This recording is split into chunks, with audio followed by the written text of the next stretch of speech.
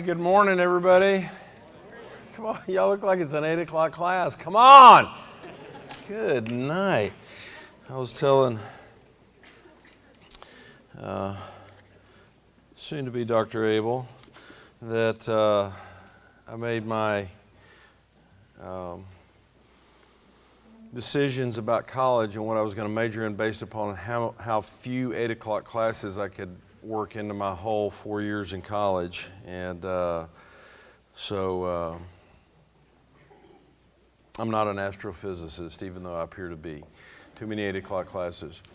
It's good to be with you guys. We do a deal called Worldview Academy Leadership Camps around the country, and maybe some of you have heard of that before. Maybe some of you actually have been to our camps. So we've had several in Florida and had our first one here at Clearwater. And one of the biggest questions that we get at our camps, and they're for junior high and high school Christian students, is where should we send our kids to college? And I can honestly say that Clearwater Christian is a place that we can wholeheartedly say, yes, send your student to Clearwater Christian. This is a great place. We love the people here, and gosh, you're in Clearwater. You live in Clearwater. Think about that, especially as we watch a Weather Channel. This is a great place to be. I want to share a couple of things with you this morning in an abbreviated time. Something that has to do with worldviews, and it's the idea of branding.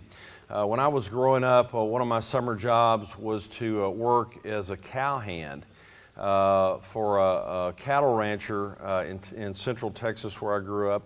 And Mr. Payne's ranch was a vast spread, and we would go out and round the cattle up and bring them in and pin them and vaccinate them, cut them, and also branding them if need be. Now that you know what a brand is, and the brand signifies who owns that calf, typically when it's branded. And the difference about Mr. Payne's brand was that typically a brand is about this big on the hip of the calf. But Mr. Payne wanted to make sure there was no question to who that calf belonged to, that you could see it from the road out on a pasture. And his brand was a big C and a P that was for Charlie Payne. And it went from the spine all the way and disappeared underneath the bottom of the calf, the entire side of the calf. And I can tell you, when we would brand these calves, instead of with that the little circle, and instead with this huge CP, they laid there for a minute. They were a little stunned. But there was no question who this calf belonged to. You could see Charlie Payne's brand on Google Earth. I mean, you could zoom in. I mean, it was easy to see. There was no question whose that cow was. And that's what a brand is. It says who you belong to. And so I just want to talk a little bit this morning about the idea of branding. And I want to run through a couple of brands here and see if you can identify them. Go ahead and shout them out if you know what this brand is. Okay?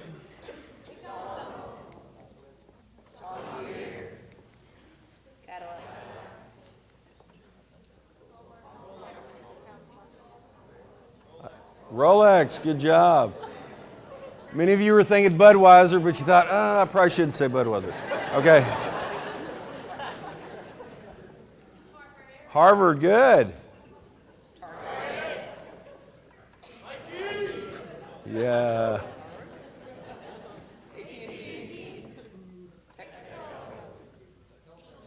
Hilton, good. A little too much of this, a little more studying. Expedia, good. Lacoste.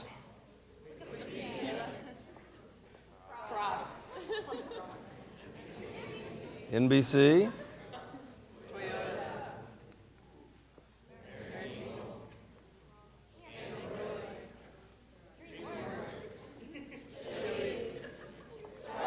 Okay, now, oh my gosh. Now I'm going to put up some scripture references and see how quickly we can go through those. Yeah, that's what I thought. You have been trained very well to see a shape and a color and think something. Not only did you know the name of it, you had an opinion about it. That you saw Android, you had an opinion about it. You saw Lacoste, you had an opinion about it. In fact, it was a very well-formed opinion based upon experiences and friends and what you've heard.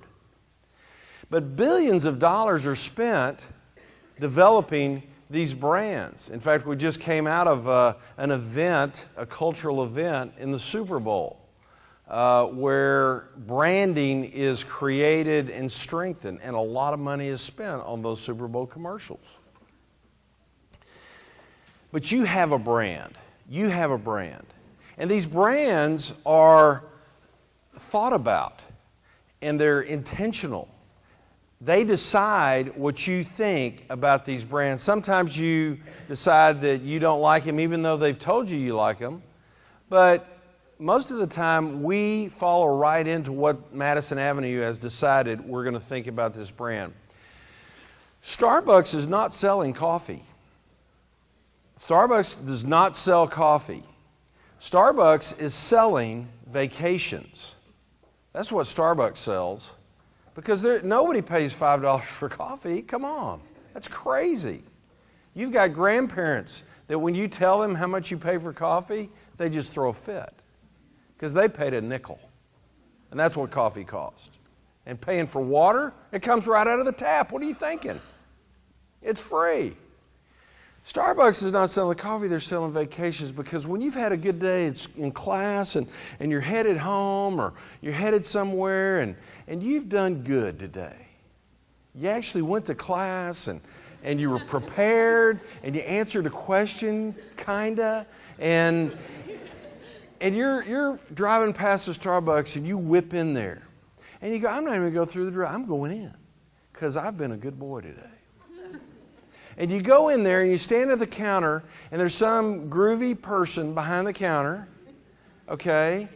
And you have no idea how they got their hair to do that.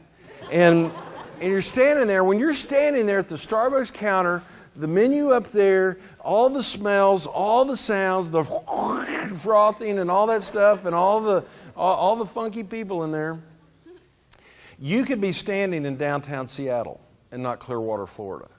If you don't look out to the parking lot, you're standing in Seattle. They give you a mini vacation, and all it costs you is $5. And we'll give you a free cup of coffee with it. That's what Starbucks is selling. And they spend a lot of time protecting that and investing in it. In fact, this color green, Starbucks owns that color of green. What color is Home Depot? Orange. Home Depot owns that specific color of orange. Now, what is this here? Okay? You've not seen a word yet. All you've seen is shapes and colors. Coca-Cola owns that shape. They own that shape. If you start working out and doing some body sculpting and somehow your body starts looking like that, you got to keep going because you can't have that shape. Coca-Cola owns it. But Coca-Cola is not selling sugar water. Coca-Cola is selling so much more. Several years ago, your parents would remember this, Coca-Cola had the great idea to change its formula. Pepsi-Cola was doing these blind taste tests on TV where people would take 2 Dixie cups, one of Pepsi and one of Coca-Cola, and they would take a blind taste test, and almost always people would choose Pepsi. Well, Coca-Cola was kind of getting nervous about that, so they did their own blind taste test and found out that people did prefer the taste of Pepsi in a Dixie cup. Well, so they said, we better give the people what they want. Now, you got to remember that Coca-Cola sells 1 billion items, not dollars. They sell 1 billion items a day on the planet. A day. The per capita consumption yearly of Coca-Cola in the United States is about almost 1 a day for all of us. Somebody's making up the difference somewhere, but it's amazing. They dominate the cola market. In fact, I have a good friend who has a Dr. Pepper bottling company in Texas, and I was asking him because I like Dr. Pepper, and it seemed like Dr. Pepper was making some strides marketing-wise, and I said, y'all are catching up to Coke, right? And he goes, oh no. And he said this was not hyperbole. He said that Coca-Cola spills more product in their factory than Dr. Pepper sells on the market. That's how dominant Coca-Cola is in the cola market. But Coca-Cola got nervous, and they decided they were going to change their formula to taste more like Pepsi. And so they came out with something they called New Coke. And it hit the market with great fanfare and all this stuff, and riots broke out in the streets. In Atlanta, protesters surrounded the corporate headquarters in Atlanta, throwing rocks. Riot police were out. I mean, it was crazy. It was nuts. And the Coca-Cola executives couldn't understand what the problem was because we're giving people what they want. And they had a big meeting up in the top floor there in Atlanta and had a huge board table, and they all sat around the big boardroom table. And they had a consultant come in, and he took a bottle of Coca-Cola and put it out in the middle of the table. And he went around the room and he said, what is that? And they started talking about the shape, they talked about the history, they talked about the chemical formula, they talked the production processes, the marketing, all that. And then he went around the room again, he said, now tell me, what does that mean? And then they understood why people were so mad, because they did not even realize what they were selling until then. Because Coca-Cola is not selling sugar water, they are selling memories. Because when you mess with the flavor of Coca-Cola, you're not messing with my taste buds. You're messing with my grandmother. Because Coca-Cola to me is a hot summer, late afternoon as a kid at my grandmother's house. And me and my grandmother are sitting on the swing on the back porch, and we're watching the sun begin to go from white to yellow to orange as it goes down. And my grandmother gets up and she walks across the wood porch and goes in the back door into the kitchen, and she comes out with 2 ice-cold Coca-Colas. And behind her, the screen door slaps. And she comes, sits down next to me. She gives me one, and then she has one. And we just sit there and watch the fireflies begin to emerge out of the grass as this summer evening was perfect. That is what Coca-Cola means to me. So they're messing with grandma. Same thing with you. You may have a memory of going to the trop and drinking a Coca-Cola with your dad growing up, or going to a football game, or going to the movies with your family. The Coca-Cola is tied into that, and they now recognize that. And they don't talk about the flavor, they talk about open happiness. They talk about memories. Coca-Cola spends billions on developing their brand and protecting it. And Coca-Cola understands what they are, who they are now. By the way, Coca-Cola, you don't see New Coke anymore. You see, in fact, you can still see on a lot of their packaging, it says Coca-Cola Classic. And the reason it says Classic is because there used to be New Coke. They got rid of it very quickly, and also found out that if you drink Pepsi out of a sippy cup, out of a little Dixie cup, it's very sweet and very good. But if you drink a whole bottle of Coca-Cola and a whole bottle of Pepsi, Pepsi is too sweet. And they found that most people liked Coca-Cola in a bottle. So, branding is very important. And what brands do, they attach themselves to things that have meaning.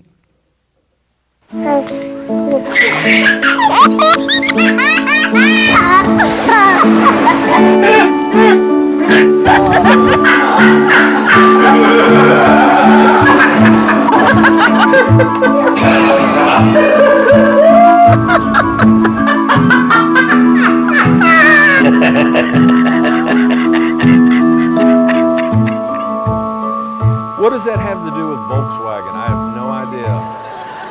Okay? But is there anybody that doesn't like to laugh? Everybody likes to laugh. Everybody enjoys laughter. In fact, everybody even likes other people laughing, unless it's at them. But you see people laughing and you join in. You know the YouTube videos of the babies laughing at stuff? I'm telling you, I will be on the floor laughing at those babies laughing. It's a weird deal. But Volkswagen has said, we're going to find something that everybody agrees on, and we're going to attach our brand to that. I want to show another commercial that happened a year ago Sunday. And this commercial stopped Super Bowl parties in their tracks all over the world when this came on. And it cost them twice as much as a Super Bowl commercial would, because they had to take up 2 spots. And I want you to think about the branding that's involved in this.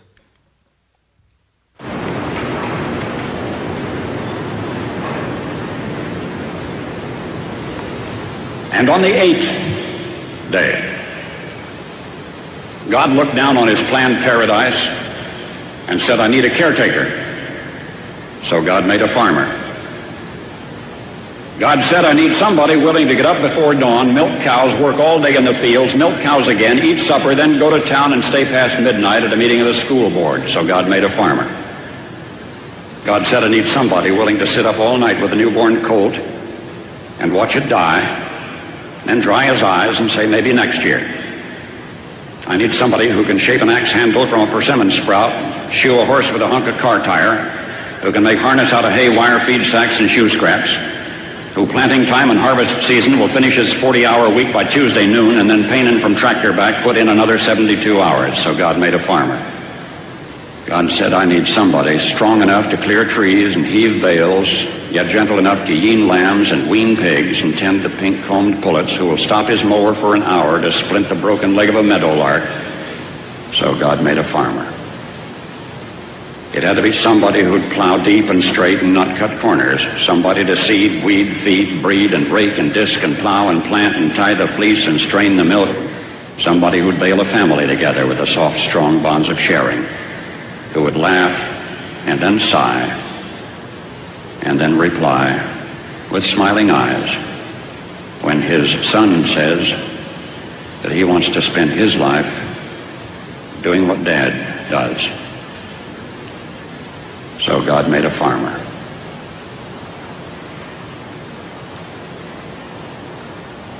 So who could possibly be against farmers? We all eat.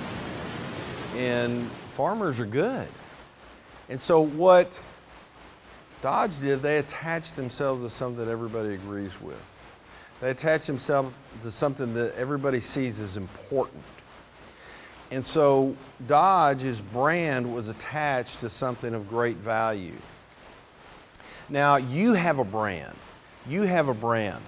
In Titus 2, 6 through 8, it says, likewise, urge the young men to be sensible in all things. Show yourself to be an example of good deeds, with purity in doctrine, dignified, sound in speech, which is beyond reproach, so that the opponent will be put to shame, having nothing bad to say about us.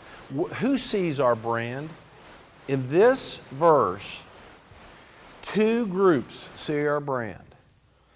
Inside the church and outside the church. People see your brand. You have a brand. When people see your Instagram, when they see your Pinterest, when they see your Facebook, when they see your blog, when they see you on campus, when they encounter you, when they hear you, they think of something. Just like when you saw those brands on the screen. You think of something based upon either truth or not truth. But you have something to say about the brand that you are, that the people see around you. And this is not a deal, some of you are thinking, well, this sounds like you're trying to be a man pleaser, you're trying to be somebody you're not. No, you're just intentional about your brand. You think about how you are being perceived. Clearwater Christian thinks about how they're being perceived all the time. And they think about it. What do we want the people outside of this campus to think about us? And they act accordingly. So you should do that as well. I'm going to show you 2 quick videos, And there's no sound to them, so don't freak out back there. The first video is a professional baseball player named Matt Kemp. Matt Kemp is an all-star outfielder for the LA Dodgers. And what you're seeing here is a camera phone video of Matt Kemp coming over and greeting a Los Angeles Dodgers fan. Now, this Dodgers fan struggles with cerebral palsy, and he was there with his Dodger blue on. They're actually at San Francisco AT&T Park, which is notoriously enemy territory for Dodger fans. And so Matt Kemp sees this guy. Matt Kemp's a Christian, by the way. Gives the autograph ball, the jersey, and then takes his shoes off, basically gives him everything that he can without being arrested.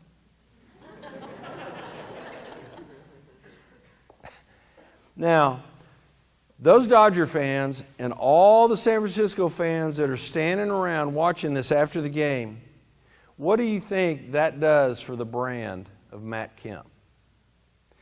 And consequently, also for the gospel. Matt Kemp is a Christian. In fact, he had on a Christian t-shirt with a cross on it underneath his jersey. There was branding going on there. I want to show you another one. Here is an interception return during a Texas A&M SMU football game. Hunter had just intercepted the ball. Now the offensive players for SMU are turning into defenders. 71, a defensive player. Offensive lineman turns him in. 63 helps with the tackle. They jump on him, get him down. 71 rips his helmet off. And what does 63 do? 63 cradles the opponent's head and protects his opponent.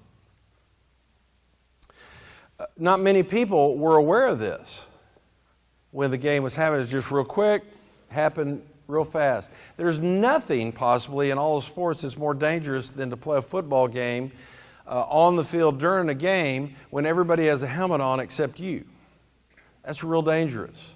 And when you lose your helmet, you're very vulnerable. The 63 protects the head of his opponent. 63 is a Christian, a strong believer.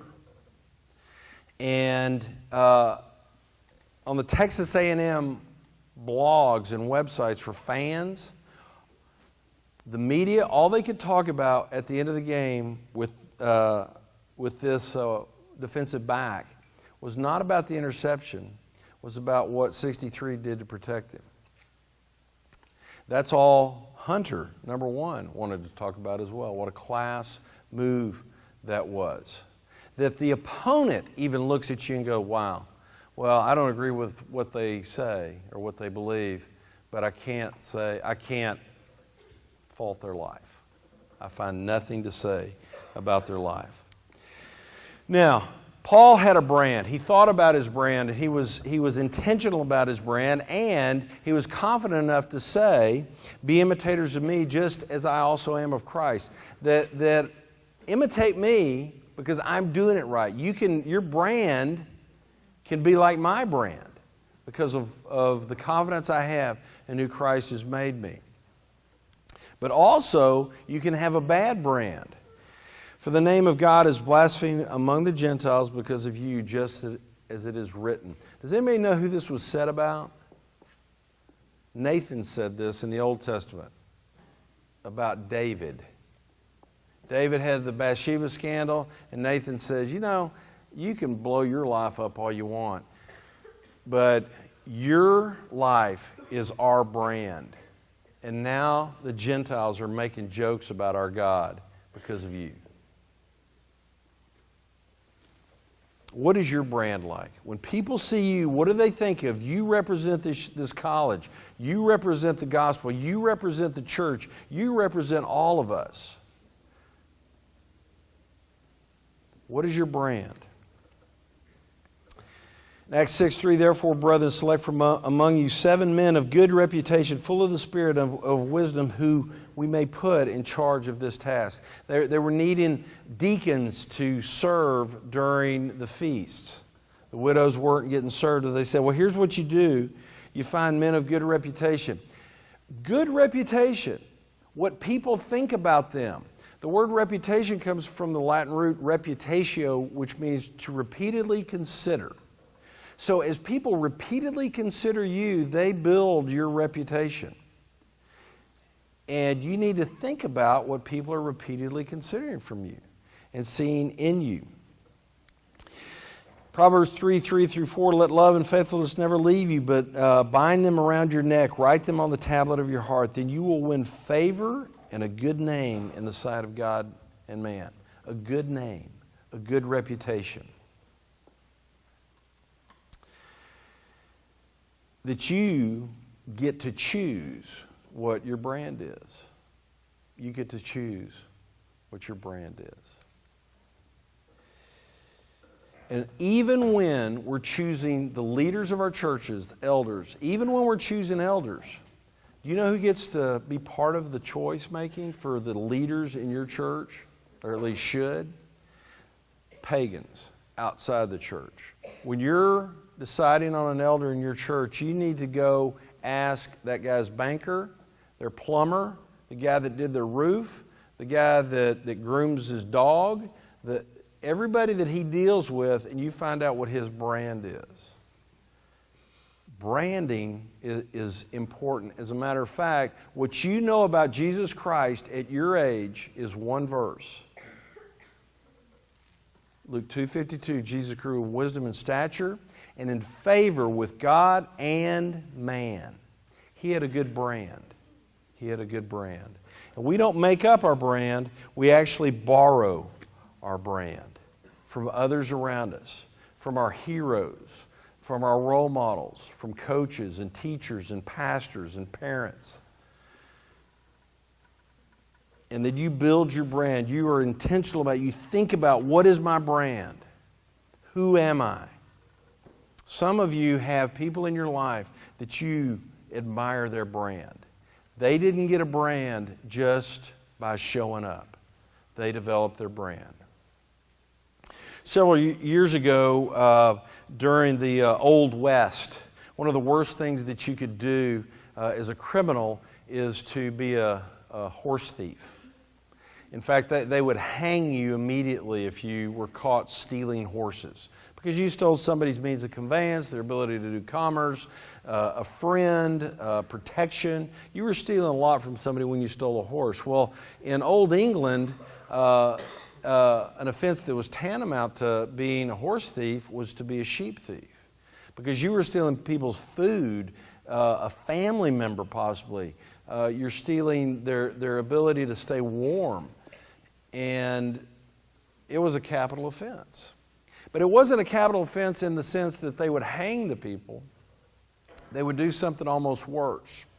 Back in Old England, what they would do is, if you were caught stealing sheep, they would brand an S and a T on your forehead for sheep thief. Well, two brothers were caught stealing sheep, and they were given the sentence, and they were both branded with S and T on their forehead. You can imagine how that would change your relationship if there was sheep thief on your forehead. That everybody saw S, T, and knew that you were a sheep thief. I mean, you guys sometimes can't even come out of the dorm if you've got a zit on your forehead. Imagine having an S and a T on your forehead. How difficult that would be. Well, one brother was so distraught at how all of his relationships had changed, he left that town never to return. The other brother stayed. And the years passed.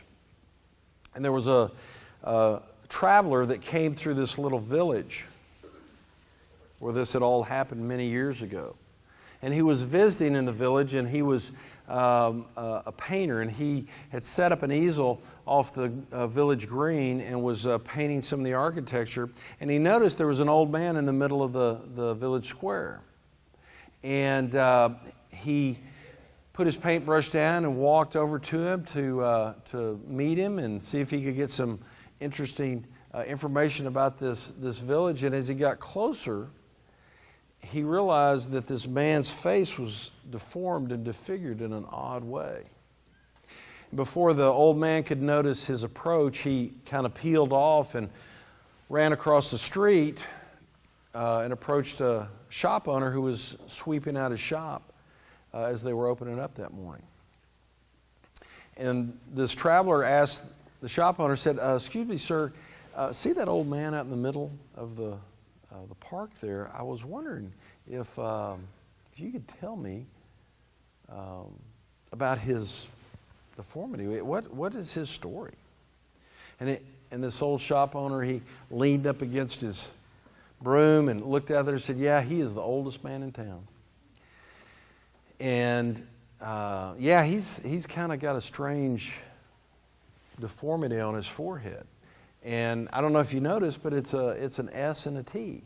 And he goes, "Yeah, I picked that up. What does that mean?" And the shop owner said, "I don't know. But it must mean saint. Because he is the kindest, most giving man in this whole community. If anybody needs anything, he's the first to meet a need. So it must mean saint." You have the opportunity to change your brand. If your brand right now is sheep thief, you have the opportunity to change it to saint. You control that. You decide by your worldview, by your assumptions, by your thoughts, by your actions, and how Christ-like you're willing to be. Let me pray.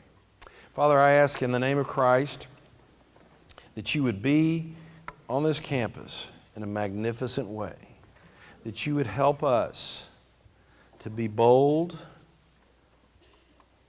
to be Christ-like, and to have a brand that we could say to others, "Do it like me," in a humble way.